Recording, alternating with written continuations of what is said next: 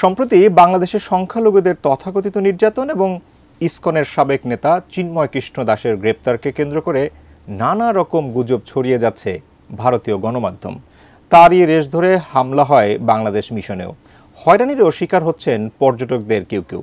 এবার বাংলাদেশি পর্যটকদের hotel room না দেওয়ার সিদ্ধান্ত নিয়েছে আসামের হোটেল মালিকরা। এ নিয়ে বিস্তারিত ডেস্ক রিপোর্টে।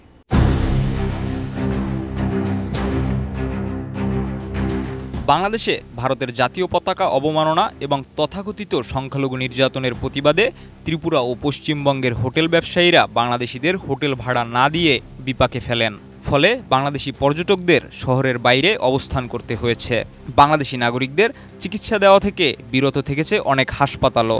বাংলাদেশি পরিচয় পেলে পণ্য বিক্রি করতেও অনীহা প্রকাশ করেছে দোকানিরা। রিগেল এম্পোরিয়াম হানিবার্ড অফারে জিতে নিতে পারেন ইন্দোনেশিয়ার বালিতে স্বপ্নের হানিমুন। এবার একই পথে হেঁটেছে ভারতের উত্তর পূর্বাঞ্চলীয় রাজ্য আসামের বরাক উপত্যকার হোটেল মালিকরা।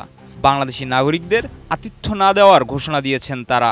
হোটেল মালিকরা জানিয়েছেন, প্রতিবেশী দেশে হিন্দু ও অন্যান্য সংখ্যালঘুদের উপর চলমান অত্যাচারের প্রতিবাদে এই সিদ্ধান্ত নিয়েছেন তারা।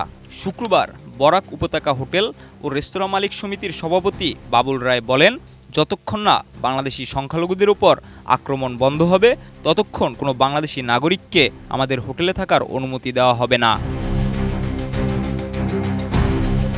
এই সিদ্ধান্তের প্রেক্ষিতে সিলেট বিভাগের সীমান্তবর্তী বরাক উপত্যকার কাছাড়, শ্রীভূমি এবং হাইলাকান্দি জেলা জুড়ে প্রতিবাদ ছড়িয়ে পড়েছে।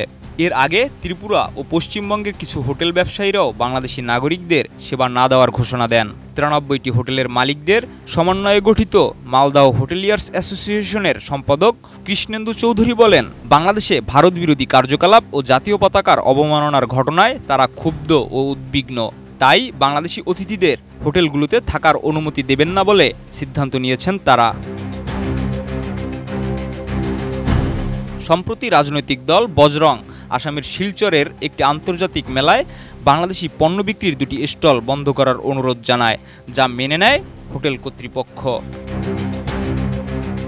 এদিকে এ বিষয়ে বাংলাদেশ পররাষ্ট্র মন্ত্রণালয় ভারতের আচরণকে দুঃখজনক উল্লেখ করে গভীর উদ্বেগ প্রকাশ করেছে। পরিস্থিতি শীঘ্রই শান্ত করতে না পারলে দুই দেশের সম্পর্ক আরও জটিল হতে পারে বলেও জানানো হয়।